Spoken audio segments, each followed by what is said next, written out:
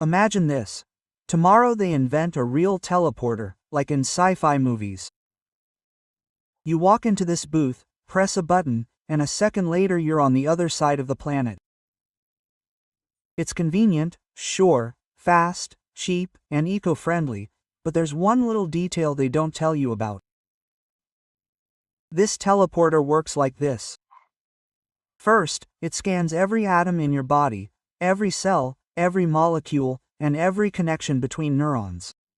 It records everything down to the smallest detail, and then completely destroys you, turning you into dust. Only then does it recreate an exact copy at your destination. This copy has the same memories, the same habits, the same voice. And that's where the question arises, the one that sends shivers down your spine. Who emerges from the teleporter at the other end, you or your double? Most people would say, well, that's me. I have the same memories, and I remember going into the teleporter. But wait, what if the machine breaks down at the very last moment and the original you survives, but the copy still appears at the other end? Then which of the two will be the real you? Now here's another twist.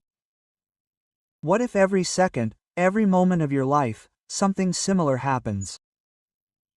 What if you constantly die and are reborn, just without noticing it? Sounds like nonsense. Perhaps, but one British philosopher spent half his life proving exactly that. And you know what the weirdest thing is? He succeeded. His name was Derek Parfit, and he was, how can I put it, a very strange man. Imagine a tall, thin Englishman with disheveled hair who could spend weeks in his office rewriting the same sentence 100 times. He was afraid of his own reflection in the mirror and never went on holiday because he considered it a waste of time. Parfit was born in 1942 in a family of doctors. From childhood, he was not like others.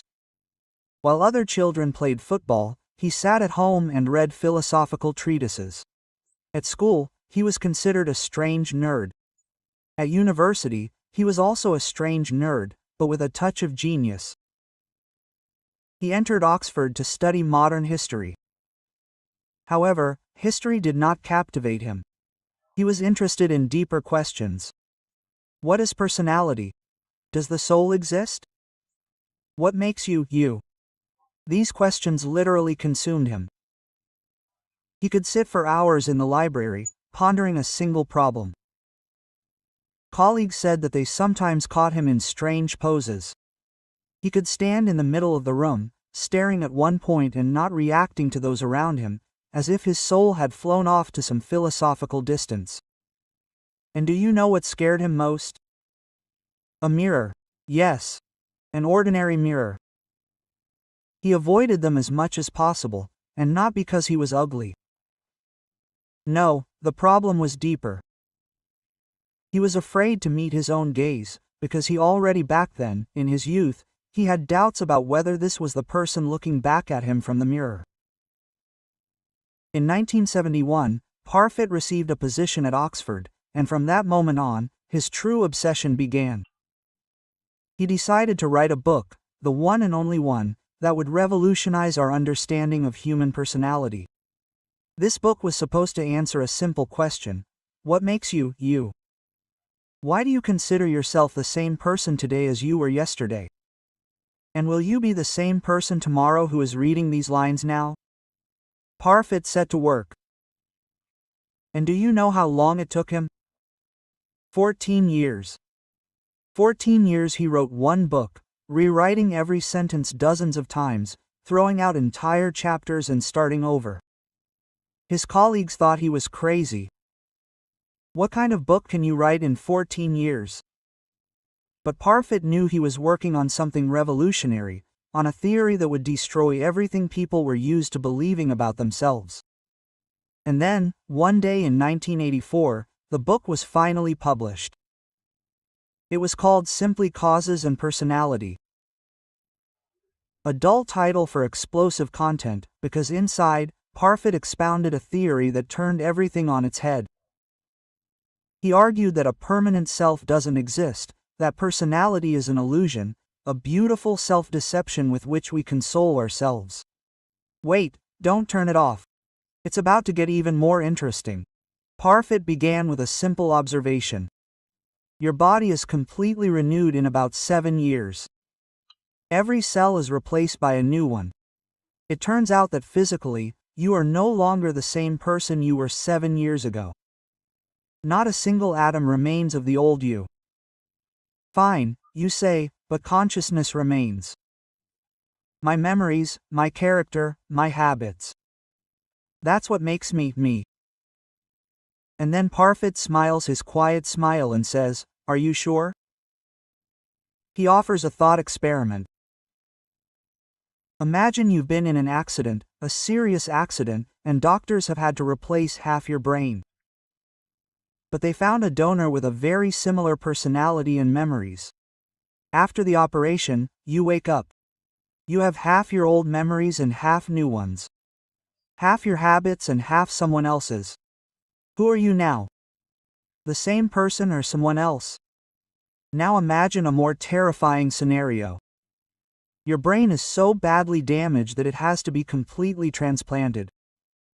But at the last minute, it turns out that there are 2 suitable donors, and the doctors decide to split your brain in half and transplant each half to a different recipient. A month after the operation, 2 people wake up. Both have part of your memories. Both remember your childhood, your friends, your dreams. Both genuinely believe they are you. So which of them is the real you? The first, the second, or neither? It is at this point that most people begin to feel a slight dizziness, because the familiar picture of the world begins to crumble. Parfit went further. He said, "Why even come up with such extreme scenarios? The same thing happens to you every day, every second. Think about this. You can't remember what you were thinking a minute ago, or what happened an hour ago, or yesterday at this time. Most of your thoughts, experiences, and sensations disappear forever. Only individual fragments remain, which we call memories. But even these memories are constantly changing. Every time you remember something, the brain reconstructs this memory, and each time it becomes slightly different. It turns out that you now are just a set of memories and sensations that were associated with you a second ago, and that past you was associated with an even earlier version, and so on, in a chain all the way back to childhood. But where in this chain is the real you? Parfit argued that nowhere. There is only a sequence of interconnected mental states. Just as frames in a film create the illusion of movement, so these states create the illusion of a permanent personality. You know, the most terrifying thing is that when Parfit first outlined this theory, he himself experienced genuine horror. He realized he had just proven his own non-existence. Imagine what that's like. You've spent your whole life believing yourself to be a separate and unique individual, and then suddenly realize that all this time you've been just a process, a set of neural connections that are constantly being rewired. Parfit said that for several weeks he couldn't sleep properly. He lay there and thought, if I don't exist, then who is lying in this bed? Who is thinking these thoughts? And the most terrifying question, who will wake up tomorrow morning? But do you know what happened next? After a while, the fear passed, and Parfit felt relief, incredible, almost euphoric relief. He wrote, I realized that my death would be no more significant than leaving a party. One stream of consciousness out of billions of others would disappear. But this is not a tragedy, because no one special existed to begin with. It sounds depressing. On the contrary, Parfit said that he had never felt more free in his life. Think about it. If there is no permanent self, then many things that torment us lose their meaning. Shame for past actions, because they were committed by another person, even if very similar to you. Fear of death, but you die every second, you just do not notice it. Envy, pride, resentment. All this is based on the illusion of a permanent personality. Remove this illusion, and most suffering disappears. But the world was not ready for such ideas. When Parfit's book came out, a real war began in philosophical circles. Some called him a genius, others a charlatan, a destroyer of morality. Critics asked logical questions. If there is no personality, then who bears responsibility for a crime? If I become a different person every second, then why should I care about my future? Why study, work, build relationships? Parfit answered calmly and methodically. Responsibility exists, but it is based on cause and effect, not on the mystical permanence of personality. It is worth caring about the future because future versions of you will be very similar to the present one, so similar that their well-being is almost as important to you as your own. But most interestingly, he proposed a radically different view of morality. If the boundaries between people are not as clear as they seem, then the suffering of another person can be almost as important as your own. Egoism loses its rational basis. In a sense, Parfit's theory made people kinder, more compassionate. After all, if you and I are conventions, then why are my interests more important than yours? And now is the time to give it a like, because it will get even more interesting. We will talk about how the ideas of a strange British philosopher changed modern science. While Parfit was arguing with philosophers, neuroscientists made discovery after discovery, and many of them, without knowing it, confirmed his theory. In the 1980s, researchers began studying people with brain damage and discovered astonishing things. A person could retain full speech but forget how to use cutlery, or, conversely, remember all their skills but fail to recognize loved ones. One patient, after a stroke, sincerely believed that he was simultaneously in the hospital and at home. Another believed that his left hand belonged to the doctor. A third would get to know his wife anew every 5 minutes, where, in such cases, the whole personality lies. The brain turned out not to be a single control center, but a federation of individual modules, a memory module, a speech module, an emotion module, and all of them can function independently. Even more terrifying discoveries came from studies of patients with a severed corpus callosum. This operation is sometimes performed to treat severe epilepsy. Doctors discharge the connection between the left and right hemispheres of the brain.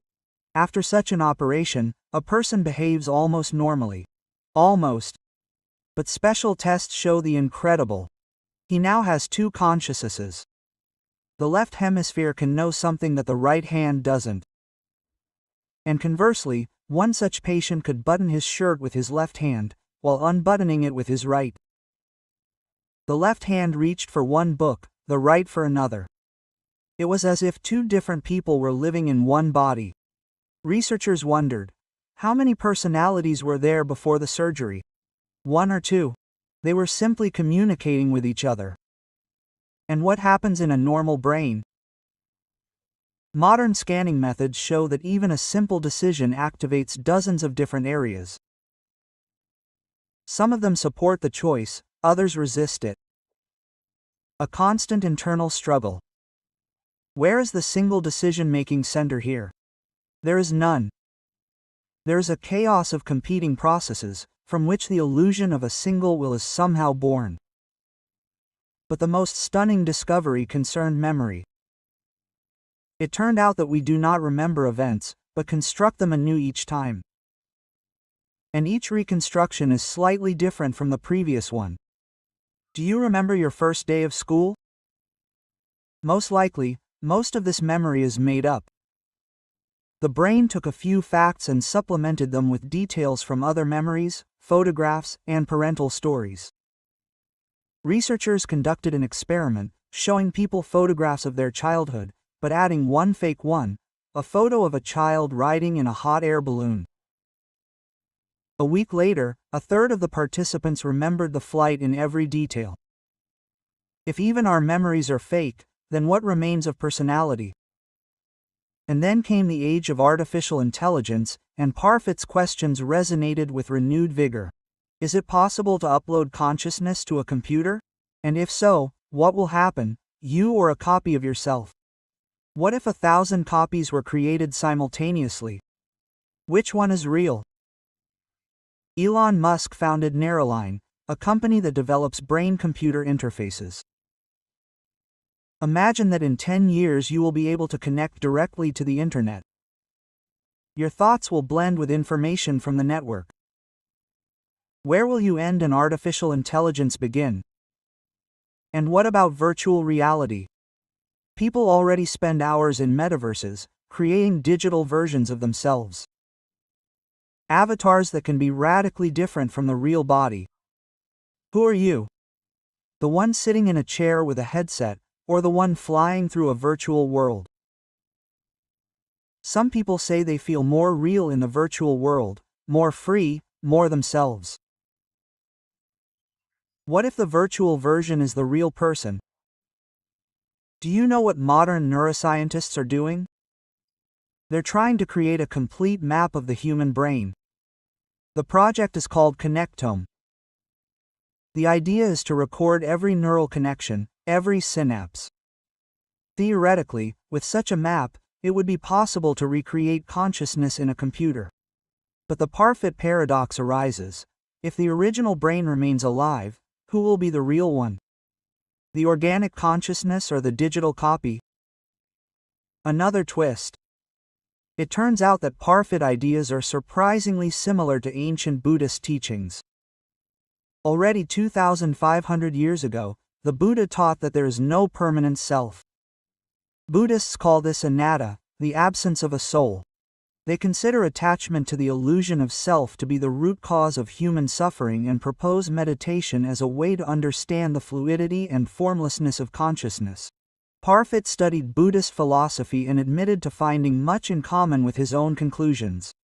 However, Buddhists arrived at this conclusion through thousands of years of contemplation, while he did so through logical reasoning. But there is an important difference.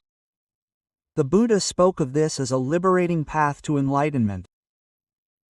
Parfit viewed it as a scientific fact to be accepted. Modern neuroscience increasingly confirms the correctness of both Buddha and Parfit. Meditators show altered activity in the areas of the brain responsible for self-awareness. Experienced meditators sometimes report a complete disappearance of the boundaries between the self and the outside world. And what do scientists studying psychedelics say? Psilocybin, LSD, and other substances temporarily suppress activity in the so-called default mode network of the brain, a group of areas that are active when we think about ourselves. Under the influence of psychedelics, people often report a sense of God death, a complete disappearance of their sense of individuality, and many describe this experience as one of the most meaningful in their lives. Perhaps the familiar sense of self really is akin to a hallucination, a convenient illusion created by the brain to simplify life. But that raises a new question. If personality is an illusion, then why did this illusion arise? Why did evolution need to create a false sense of unity? The answer may be pragmatic. Animals need to make quick decisions, flee from a predator or search for food. There's no time to analyze the complexity of internal processes. It's easier to create the illusion of a single control center. Furthermore, a sense of personality helps in social life. Others find it easier to interact with you if they see a stable individuality rather than a chaos of conflicting impulses. But in the modern world, this illusion sometimes works against us. It creates unnecessary fears, complexes, and internal conflicts. But what if we learn to manage this illusion, strengthening our sense of personality when focus is needed and weakening it when excessive self-criticism gets in the way? Some researchers are already working on this. They're exploring whether meditation, psychotherapy, or even medication can alter the intensity of our sense of self. Imagine a world where everyone can customize their personality like the parameters of a computer game. Add confidence, remove anxiety, enhance creativity. It sounds like science fiction, but technology is advancing faster than we think. Now subscribe to the channel, because soon we'll be exploring even crazier theories about the nature of consciousness. Do you know what happened to Parfit himself? After publishing his book, he didn't stop. He continued to develop his theory, respond to critics, and propose new thought experiments. One of the most famous is called the teletransporter. Remember where we started? Parfit offered a detailed analysis of this situation. He said, most people intuitively feel that teletransportation is death. But why? After all, the copy receives all the memories, all the character traits. Functionally, it's the same person. Parfit argued that our fear is based on prejudice, on a false belief in some kind of immaterial soul that cannot be copied. But if personality is simply an information pattern, then copying it should preserve it entirely, like copying a file on a computer. The original disappears, but the information remains. He moved on. What if the teletransporter breaks down and creates not one copy, but 10? All with identical memories. All believing themselves to be the original. Who is right? Parfit said, everything, because originality is a meaningless concept. What matters is not the origin, but the content of consciousness. Another experiment. Imagine that you are offered a gradual brain replacement. First, they replace one neuron with an artificial one, then the second, then the third, and so on, until the entire brain becomes synthetic. At what point will you cease to be yourself? After replacing the first neuron, the 1,000th millionth, Parfit argued that there is no such moment. Just as there is no moment when day turns into night, there is only a gradual transition. These ideas influence not only philosophy, but also ethics, law, even politics. If the boundaries of personality are blurred, then how to determine rights and responsibilities? In some countries, legal issues related to artificial intelligence are already arising. If it becomes complex enough, will it have rights? And if it creates a copy of itself, who will own its memories? Questions that seemed pure science fiction are becoming practical problems. And what about everyday life? How can Parfit's theory change your attitude towards yourself? Firstly, it can reduce anxiety. Many experiences are associated with the protection of the illusory self. The fear of appearing stupid, the desire to look better, resentment at criticism. All this loses its severity if you realize the conventionality of personal boundaries. Secondly, it can strengthen empathy. If the difference between you and me is not so great, then your suffering becomes more important to me. Thirdly, it can free you from the burden of the past, shame, guilt, regret for what you did. All this is tied to the idea of an unchanging personality. If you were a different person yesterday, then why be responsible for all their actions? But there is a downside. Some critics say that Parfit's theory leads to moral relativism. If the personality is illusory, then why can't you do whatever you want? Parfit responded that this is not so. Suffering is real, even if its bearers are conventional. Pain exists regardless of who experiences it. And our task is to reduce the total amount of suffering in the world. Interestingly, towards the end of his life, Parfit himself became more cautious in his formulations. He admitted that the denial of personality can be harmful to the psyche of some people. He spoke of degrees of survival. Your tomorrow's self is not completely identical to today's, but not a completely different person either. There is a continuum of connections that makes concern for the future rational. This softer version of the theory proved more practical. It allowed for the preservation of moral responsibility without denying the fluidity of personality. In 2007, Parfit published a second book on what matters. It was devoted to the ethical consequences of his personality theory. The main idea, if the boundaries between people are blurred, then the suffering of any person should concern us almost as much as our own. This leads to an extremely demanding ethics. According to Parfit's logic, spending money on entertainment when someone else is dying of starvation is morally unjustified. After all, their suffering is no less important than your pleasures. This position is called utilitarianism, and it has radical consequences. Perhaps we are obliged to give most of our income to help the poor. Perhaps the rights of animals are no less important than those of humans. For many, these conclusions they seem absurd, but Parfit insisted. Only the habit of thinking of ourselves as a special entity prevents us from accepting the logic of universal care. Do you know how Parfit himself applied his theory? He lived an extremely ascetic life, wore the same clothes, ate simple food, didn't buy anything unnecessary, and gave most of his money to charity. He said he saw no difference between his needs and the needs of strangers in other countries. Everyone suffers anyway. Everyone still needs help. This may seem either saintly or madness. It's a fine line. Parfit spent the last years of his life in a strange state. On the one hand, he found inner peace, stopped fearing death, and cared less about the opinions of others. On the other hand, he was sometimes visited by bouts of depersonalization. He would look in the mirror and not recognize his reflection. He would read his own texts and not understand who wrote them. Colleagues said that at the end of his life, he sometimes spoke about himself in the third person. Parfit thinks that Parfit disagrees with, as if he had completely dissolved the boundaries of his own personality. He died in 2017. His death was quiet, without suffering.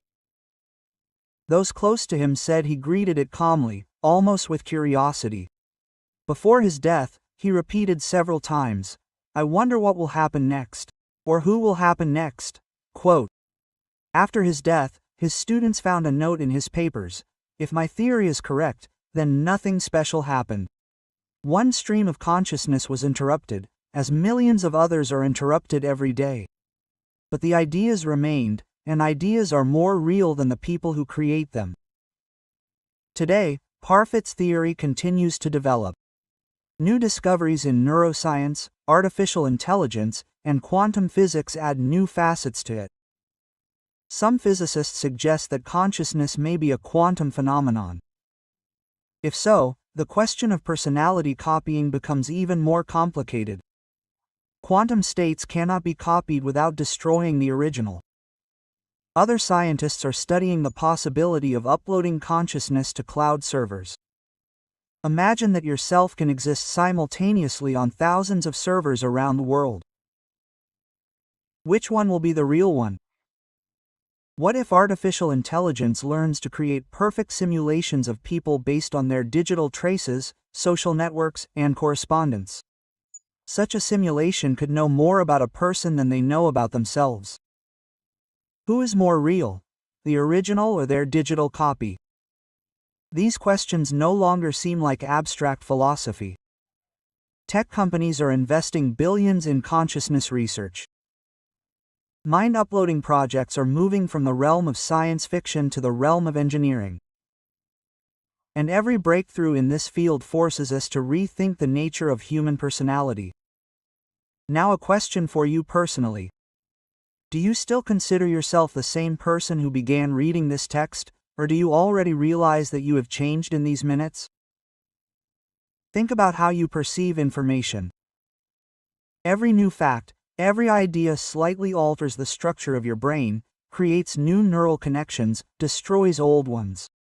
The you who now knows about Parfit's theory is no longer the same you who didn't know about it half an hour ago. It's a microscopic change. But still, a change.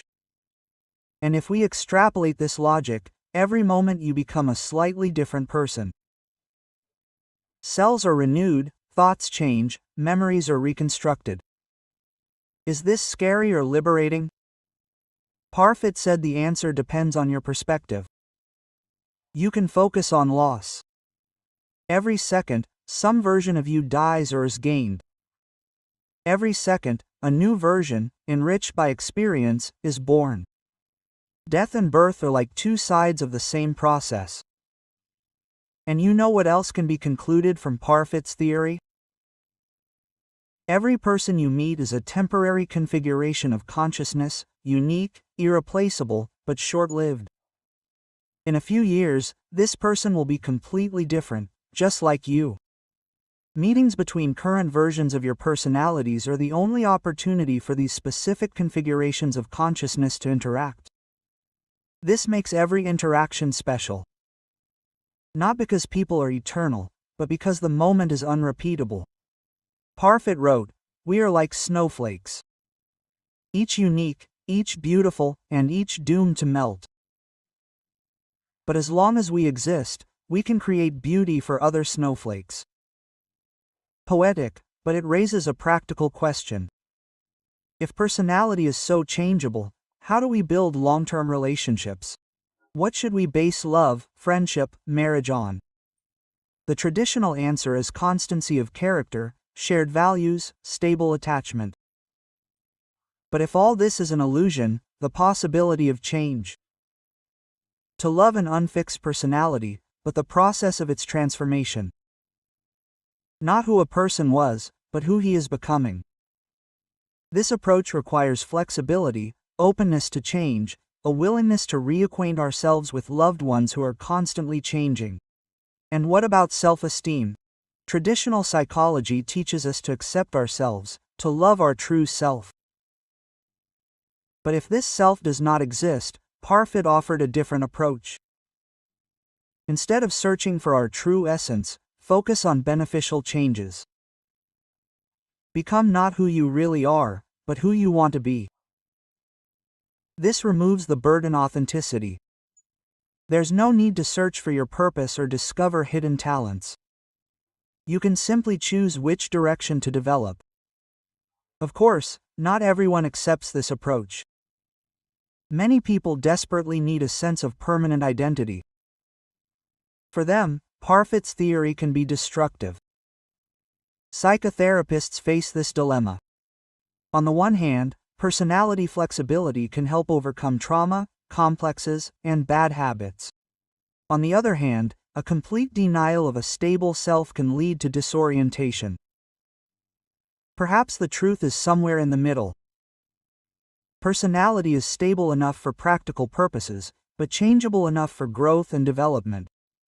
And what do representatives of different cultures in the Western tradition think about Parfit's theory? Personality is considered sacred, inviolable. Individualism is the foundation of social order. But in Eastern cultures, views may be different. In Taoism, for example, a sage should be like water, taking the shape of any vessel. In Hinduism, the true self, Atman, is considered identical to the universal consciousness, Brahman. Such traditions more easily accept the idea of personality fluidity. For them, the theory Parfita isn't a revolution, but a reformulation of ancient truths. Interestingly, some languages don't have a clear equivalent for the word personality at all. Speakers of such languages may think of themselves fundamentally differently.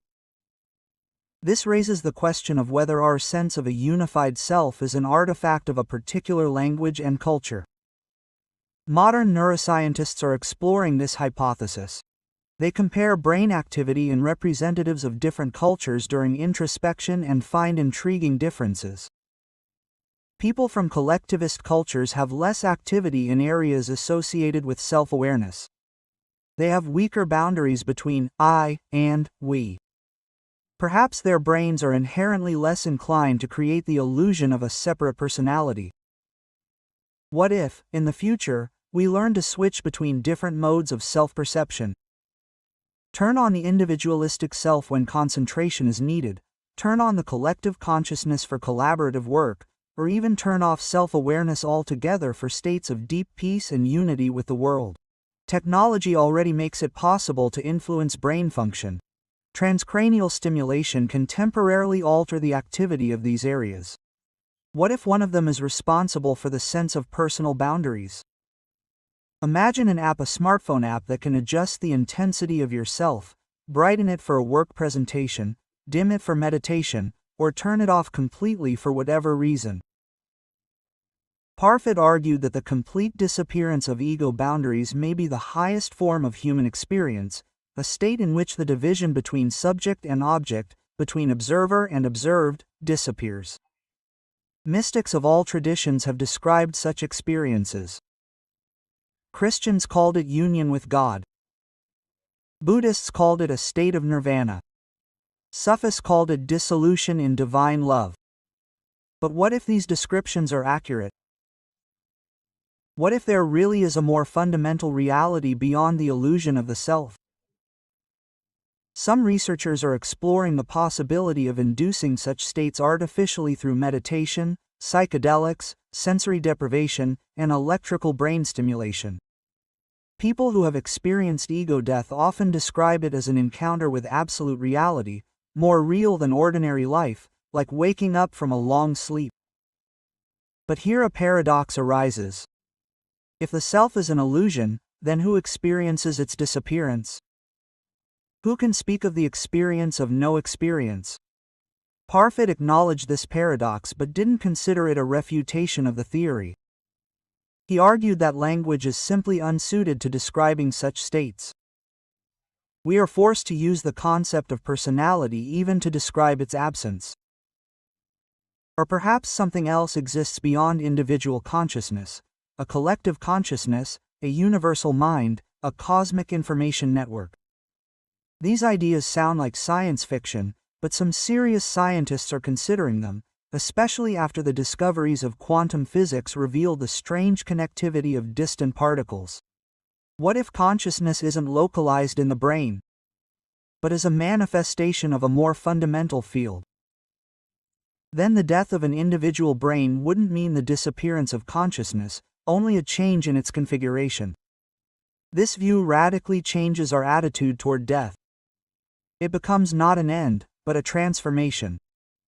Like the melting of a snowflake, which doesn't disappear but becomes part of the ocean. But all this remains speculation until science can either confirm or refute the existence of consciousness beyond the brain. Returning to practical issues, how can Parfit's theory help solve modern problems? Take, for example, the question of artificial intelligence. It will soon become so complex that the question of its consciousness will become relevant. Does digital consciousness have the right to exist? Can it be switched off, copied, modified? The traditional approach is based on the idea of a unique individual. If it has consciousness, then it is unique and inviolable. Parfit's approach is different. What matters is not uniqueness, but the capacity for suffering and joy. If it can experience subjective experience, then this experience deserves attention, regardless of its origin. This could lead to a new ethics of interaction with artificial beings, based not on their human likeness, but on their capacity for conscious experience. Or take the problem of global inequality. Traditional morality is based on special care for one's loved ones, compatriots, co-religionists. One's own are more important than others. Parfit considered such a division irrational. If the boundaries between people are arbitrary, then the suffering of a child in Africa is no less important than the suffering of your neighbor. This approach leads to a radical cosmopolitanism, the idea that all people are equally worthy of care, regardless of race, nationality, or religion. Of course, most people are not ready to accept such an extreme position, but even a partial weakening of group prejudices could make the world more just. And what about environmental issues? Traditional thinking separates people and nature. We consider ourselves separate from the world around us, with the right to use it. But if the boundaries between self and not self are arbitrary, then the separation of man and nature can also be an illusion. We are part of a single system, and harm to nature is harm to oneself. Such thinking could motivate a more careful attitude towards the planet. Not out of altruism, but from an expanded understanding of one's own interests. It turns out that Parfit's theory has far-reaching consequences. It can change not only philosophy, but also ethics, politics, attitudes towards technology and nature. But is humanity ready for such changes?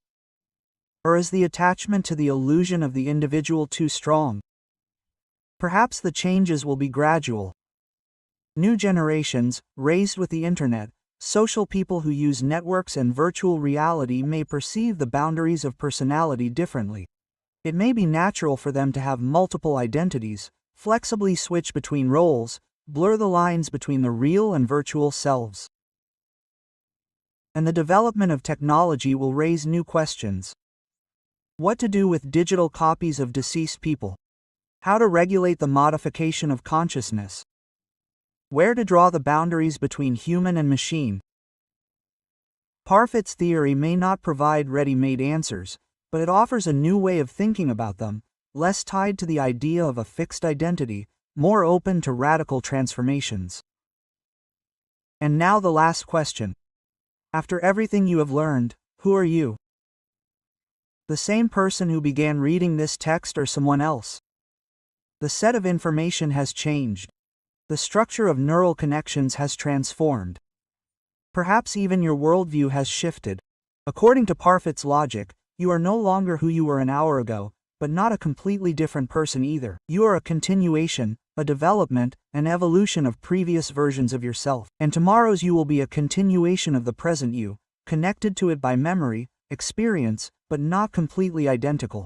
This can be frightening, or it can be liberating. Every day is an opportunity to become better. Every moment is a chance to change the trajectory of your development. You are not imprisoned in an unchanging personality. You are a river of consciousness that can choose its own course. Parfit said that the awareness of the fluidity of personality made him more compassionate toward other people, who are also temporary configurations of experience, and toward his former self, who was not an enemy, but a predecessor. And what will this knowledge do to you? Perhaps you will reject Parfit's theory as too radical. Many philosophers do so. They point to the practical necessity of a stable identity, the psychological importance of a sense of continuity. Perhaps you will find partial truth in it. You will agree that personality is more flexible than it seems, but you will not deny it altogether. Or perhaps it will radically change your outlook on life, forcing you to rethink relationships, goals, fears. In any case, the questions raised by Parfit will remain relevant. The development of technology will make them increasingly practical, and each of us, sooner or later, will face the need to determine what makes us, what will remain of the individual in a world of copies, modifications, and digital immortality. Perhaps the answer lies not in finding an unchanging essence, but in learning to dance with change, to embrace fluidity as a fundamental property of consciousness. Parfit wrote in his last article, "We fear death because we think we are losing something valuable. But if what we consider ourselves disappears and reappears every second, then death is no exception. It is simply the last link in a chain of transformations." Whether this is grim or comforting depends on one's perspective. For those who see life as the accumulation of experience by an individual, such a view can be devastating.